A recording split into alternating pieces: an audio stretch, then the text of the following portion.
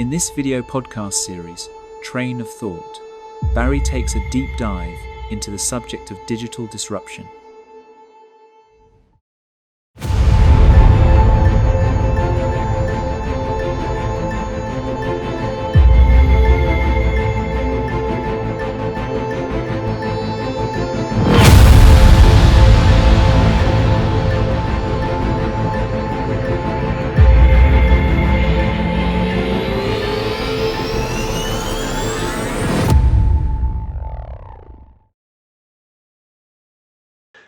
Today, I'm absolutely delighted to have Amy Jett join me on the show. Amy, please tell me a bit about yourself and what you do. Hello, I am Amy from Hey Me. We are a small communications, PR, and marketing company, and we specialise in helping innovative businesses to find their voice through strategic messaging and engaging storytelling. We spend an awful lot of time digging into the background of businesses and trying to interpret what all of those extremely clever and technical and engineering style minds are trying to say to the public and get their message out there for them. That's perfect. And I've got a couple of icebreaker questions for you. So, when you think, Amy, about digital disruption, what does that mean to you? I think this is an interesting one. As someone, so I feel really strongly about the words that we use, and the idea of something being disruptive immediately signals to me that it's a negative thing, or something that's stopping something or changing a process or an experience in a kind of negative way. But that's not how we normally talk about digital disruption, and it's not how I see digital disruption. So there's a bit of a split going on in my brain when you ask that one. To me, it's not the actual meaning of the term, it's how you interpret it. So it's more to do with anything digital or electronic that has an effect on the attention or the results, or results in a change in direction, something like that. So it is digital in being, and it changes something. And I think that's probably the only way to describe it without the negative kind of connotation in there. Yeah, certainly brilliant. And when you think about the word innovation, which I think gets bounded about a lot, but what does innovation mean to you? Again, super interesting. We have recently been carrying out interviews myself on innovation, and asking people the exact same question. So it is, we can talk all sorts of ways about the theories behind what innovation means and what their actual description is. But I think that talented people striving to make something better. And that's usually better than how they found it, and that's whose culture, process, or technological change. And that could actually be anybody. When I say talented people, we've all got a talent for something. So it could be in your everyday life, it could be in your job, it could be further looking at kind of the bigger industry that you work in or the wider world, but it's trying to make something better than how you found it. We've asked, like I said, we've asked this question to a lot of people in the rail industry just recently, and not all, I would say, but most come out with something fairly similar. Yeah, certainly. And actually, just for viewers to know, you work in the rail industry predominantly. Can you talk a little bit about what you do in the rail industry and what the rail industry is all about to you? Yeah, so in the rail industry, I work with small companies usually, to help them find what they're trying to say to their customers, how they're going to reach their customers, because in the rail industry, it's a different kind of structure to most places. Um, and then how they're going to contact them or engage with them through any kind of marketing and communications activity. So that could be, for some of them, it's working quite closely with the trade media. For some of them, it's doing lots of social media work. Some it's thought leadership or case studies, helping them develop websites, things like that. But it's how they basically communicate with their potential customers and their wider audience to whatever their thing that they've got, their product or service Yeah, impacts on a wider basis. The For me, the rail industry is probably a bit different because I'm a business service, so yeah, I don't produce or get involved with the operational railway or the safety infrastructure. I'm mm, more involved in how do we make sure that the businesses in the supply chain within the industry can speak to each other correctly and can get to the yeah, buyers of their products and services to make the railway better, yeah, or to help it run in a more efficient way. yeah, definitely. Perfect. So, on to the kind of questions for you now. In terms of the types of innovators, Amy, you work with a wide range of people and innovative people. Can you explain the different types of innovators you encounter, who they are, and the kinds of innovations they develop? Absolutely great question and really tricky to answer. Mainly because if you look at literature, they all of the literature comes from slightly different angles and they use different words to describe the either similar or very similar things. So hopefully I don't offend anybody. So I'll just take this from my own definitions and what my observations are of the industry. So as I say, speaking from my own experience, I see there's usually an academic style innovator. Yeah. So this is someone who's got strong connections to a university. They're usually innovating off the back of many, many years of research and a ridiculous amount of knowledge. And this might be something that's their own knowledge and research, or it may be something that's been passed down through departments and it's been a really ongoing thing. I've worked with people that are working off the back of 20 and 30 years worth of research. So obviously Yeah. certain individuals haven't done all of those years, but they can work off that background. Their innovations tend to be deep rooted in the research and they don't always end up in a trial product. So it Okay. could be that they're going through the innovation to see whether something is possible and they then might hand it on or it then might stop at that point and it'll become something else. They always tend to but not always answer some kind of strategic challenge for an industry and any industry Mm. really. But they're looking at that big picture, what comes next bit. And in a vast amount of cases, they're also involved in some kind of innovation funding or competition, like Innovate UK Yeah. funding or something like that, that's about that initial stage of innovation taking place.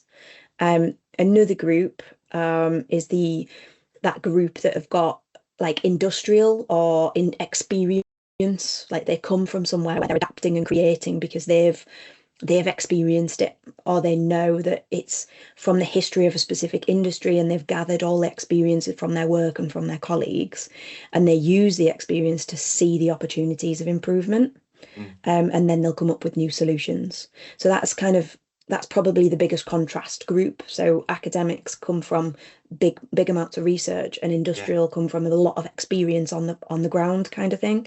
They're still drawing on their backgrounds, but they're in very different ways. Um, the other there's two more, I think. The next one is like a new entrant or entrepreneur, which I can't Yeah. say. They usually from outside of an industry, and they'll spot a gap in the market. They Yeah. might already have some kind of solution, and then they fit it into an industry where they see a Mm. gap. Um, they're usually the people you see like in incubators and things like that. Then there's like developmental or incremental innovator.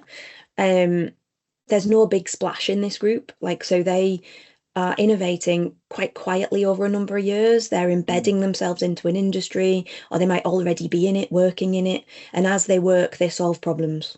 Mm. We do see this a lot also with IT and software companies, where they're an SME, but they're fully integrated into the client team, and they are able to identify challenges within the team and within the organization and then change the thing and develop the software and they become so embedded in that organization that they're pretty much Yeah. irreplaceable. And they tend to do really well, but that's more like an incremental kind of gradual change that happens.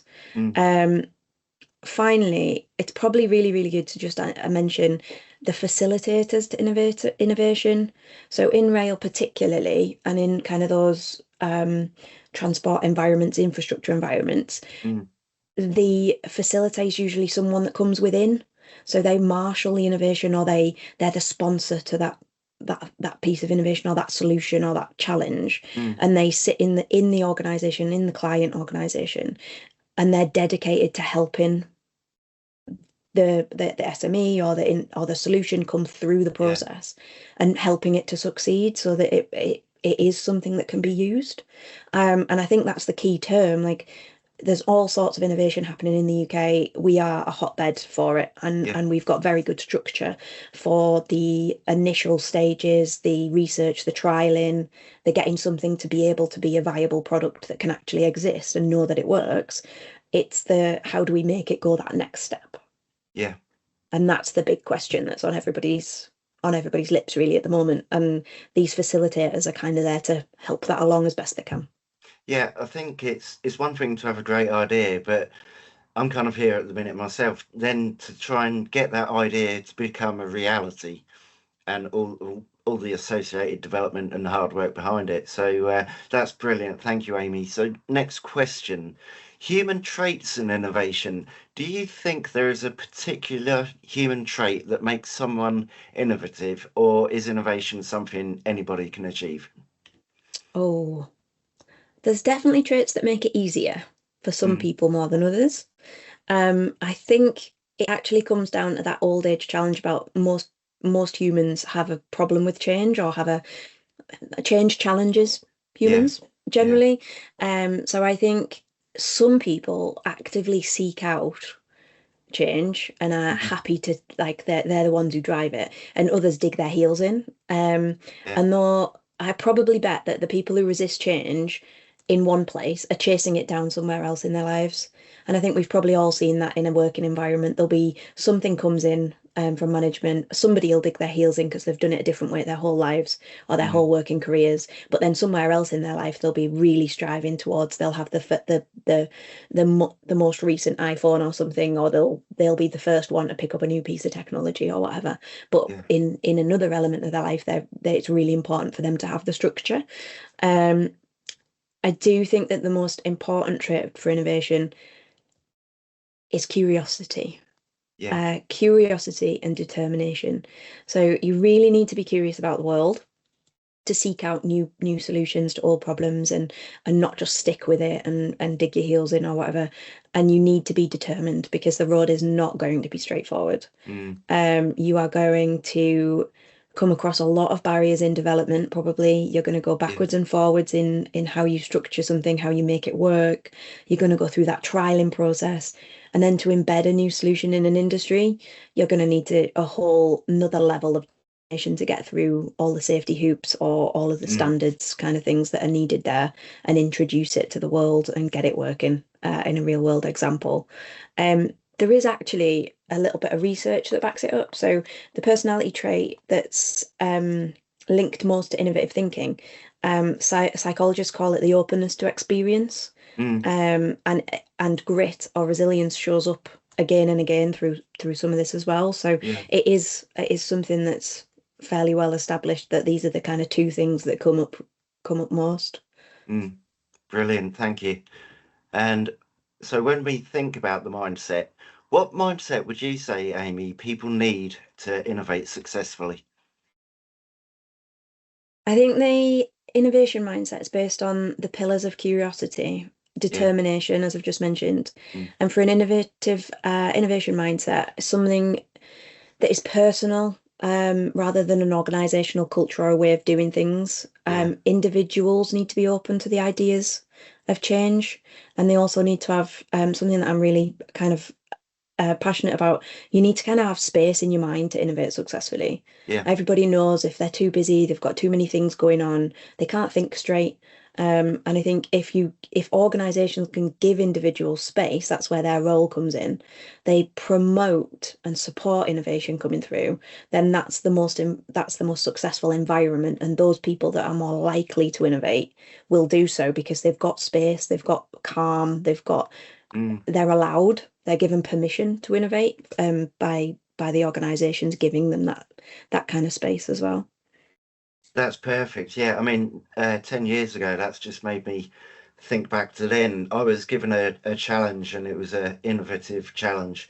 And actually, what the team leader did, she said to me, go work from home, because, it's a noisy office environment and what have you. And work from home, and do what you need to do. You don't sit there at your laptop. Go out for a walk or read or digest or think or whatever. And she got that bang on. She realized that for what the challenge was, I needed my personal space to come Mhm. up with an idea. So yeah, that's brilliant. Thank you. And barriers to innovation, what do you think holds people or organizations back from innovating? Okay, I think there's two different parts to this. There's an Yeah. individual's openness and willingness that we've talked about, That's their capability to have innovation as part of their lives. And connected to that, there's whether the organisations they're in have set up the support culture and the support Yeah. structure for that to happen, like we've just mentioned. Then there's the structures of an industry. So in rail and other highly regulated industries, there's a lot of safety critical Mm. situations that need to happen. There's standards, there's policies, there's procedures, there's procurement. They all have a rightful role Mm. in that process. But the two things that people most talk about when it comes to barriers, particularly in the rail industry, is the standards process and procurement. Yeah. And both are usually highlighted because of the time it takes to go through those processes and kind of the stage gates or the changes as people go through it. The comment that seems to be circling quite a lot at the moment is that the rail industry has lost its willingness to fail, which is I find it really, really intriguing because I don't think it's true completely. I think in part, I'm really glad that it doesn't want to fail. It's safety critical. Yeah. It's a really, really important industry that we really don't want anything to fail in. Mm. But I do agree that it seems to have a fear of failure, and that fear's fairly healthy, but it needs to be channeled properly. Because there are things that are in that industry that aren't safety critical that could Mm. go down a slightly different path. They still need to go through standards and what have you, but there might be a slightly different version of something that they could go through to tick all the boxes that need to be ticked. Yeah. Um, but I do find sometimes that, oh, it's just standards or it's just procedure or whatever. It's used as a bit of a kind of computer says no, it's a bit of an excuse. Mm. And we just need a little bit of potential work on the process and encouraging and leveraging that innovation more efficiently and thinking about how innovations go through that process, I think, in safety critical environments, Mm. because it is integral. And I don't think one person on their own is ever going to figure this out.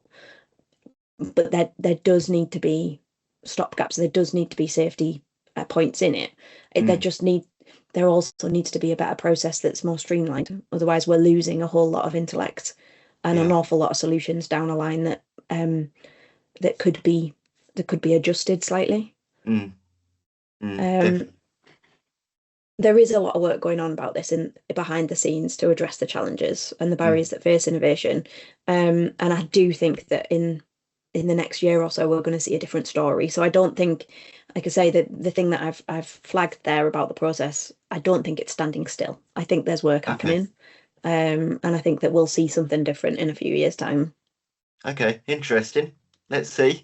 So Hopefully. next, yeah, definitely. And it's kind of rail needs innovation really because it's all about making things safer, more efficient, and environmentally friendly. So yeah, let's see what happens there. So ideas versus technology, Amy. I once told an aspiring younger marketeer, ideas come first and technology second. What are your thoughts on that? This is a fun one. For me in marketing environment, that's Mm. correct. 100%. I would go down the same route in a marketing environment. Recent conversations about innovation tell us, excuse me, that you need to have depth of knowledge of the challenge that you're trying to solve while you develop a solution. So from that angle, you need to know exactly what you're doing before you can make something. Yeah. Um, so as we know that when it comes to innovators and innovations, they don't always play by the rules. So some manage to develop things before they've a real idea of what it's going to be used for. They just kind of stumble across it. Um, Others, they'll really consider it and then go down such detail that they're solving a very, very niche problem, and then it grows legs as it goes along, Mm. or it changes or it alters. So I think in a marketing industry, ideas come first, and we adopt the challenge we need as it fits. For innovation more widely, I don't think it follows that at all. Yeah. Okay. Interesting. So if we go on to technology then, what role does technology play in innovation? I lean on our recent interviews again. I've talked about this a few times, but the independent white paper that I'm currently involved in is Yeah. looking at the critical success factors to innovation in rail. And Mm. I stress the success factors because from what I've read recently, or over the years, a lot of the time it's based on what challenges are we trying to overcome, whereas we're looking at what's working and what's the case Mm, studies for what's working. It's been really interesting to listen to the people talk about the overarching challenges, the culture, the technology, and how much weight different areas. mm, What I've heard is that technology is just one part of innovation. So the culture, the people, the process, and that's just naming three areas, are more important than the technology. yeah, So for me, breakthroughs in technology are part of a solution. It's the new invention or the technological enhancement that gets the job done. So mm, that's the tool that gets the job done. But the innovation as a whole involves much more than just that technology. It is the people, it's the culture, it's the process, and it's the appetite to change, yeah, and not just the opportunity to, because just because you can doesn't mean you should always. mm, yeah, definitely. So everyone's talking about it, AI and innovation. How do you think AI is changing the innovation landscape? AI's role's an interesting one at the moment. Mm, It's kind of the current catch-all buzz term, which annoys me immensely. And it's for so much emerging and changing technology, and it's that catch-all at the minute. And I just think there's a wider adoption of AI across businesses, yeah, from updating and streamlining processes to helping enhance capabilities. It really does provide a really great opportunity, particularly for smaller businesses. mm, And smaller businesses can do so much more now because they've got the processing ability to be able to do that. And some of that is down to the new AI programs that are available. In a lot of ways, the current situation is similar to when social media came along. yeah, Um, that's in the terms of it's on the lips of all the leaders in business. It's mm, what everyone suddenly wants in their organization. But just like social media, it's not going to be any kind of silver bullet, I don't think. mm, mm, We're really lucky, especially in the rail industry, because the correct use of AI can offer so many different opportunities for growth, efficiency, safer working practices, and used well and in the right place, that yeah, can really change the environment for us. It, mm, it really can help us for the better. I think the area we need to be really wary of is not to do a scattergun approach yeah, in this particular use. And I know that there's organisations like GBRX that are addressing it, and they've recently done set out their action plan. So it's the Artificial Intelligence in Rail Industry Action Plan. It was published in April. So we mm, do know that there's somebody with a strategic angle on this. They're looking mm, after it. They've got it. They're ensuring that we don't have a scattergun approach, which is absolutely fabulous. yeah, I think AI can absolutely enable change, and it can help us for that change to take place quicker. It can be part of efficient development. And through AI interaction with data and digital twins, we can see a new world that we couldn't see before. We mm, can run possibilities, and it gives us a whole nother level of opportunities to look at. But it's not going to be the answer to everything, and it doesn't need to be in everything. And I mm, think that's probably the key bit that we need to hold in our heads as we move forward. yeah. Okay, just because it's there doesn't mean you just use it for the sake of using it. Yeah, Hmm. okay. So in terms of innovators, have you got any favorite innovators?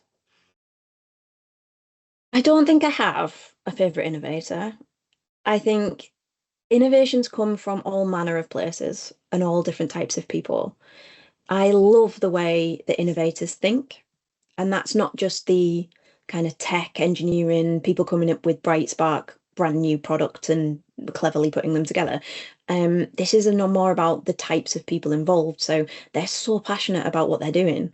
They're really, really passionate about the area that they're working in and the solution that they're trying to build. And that's when it comes to a process or a training program or how to help manage change in an organization. That doesn't have to be products and bits of tech. And Mm, I think most of those people are passionate about their bit of whatever it is.